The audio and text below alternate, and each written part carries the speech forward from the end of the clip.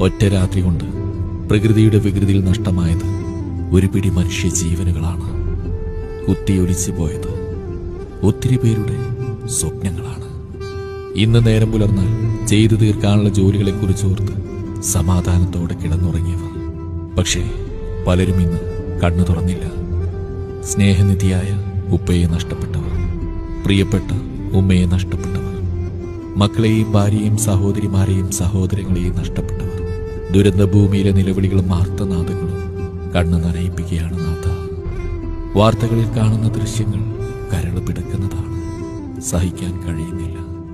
കാണുന്ന നമുക്കിത്ര സങ്കടമുണ്ടെങ്കിൽ അനുഭവിച്ചുകൊണ്ടിരിക്കുന്നവരുടെ അവസ്ഥ എന്തായിരിക്കും? നമ്മുടെ പ്രാർത്ഥനകളിലും നമ്മുടെ പ്രിയപ്പെട്ടവർക്ക് വേണ്ടി നമ്മുടെ കരങ്ങൾ ഉയർത്താം. പ്രകൃതി ദുരന്തങ്ങളെ തൊട്ട് സർവശക്തൻ നമ്മെ കാക്കുമാറാവട്ടെ.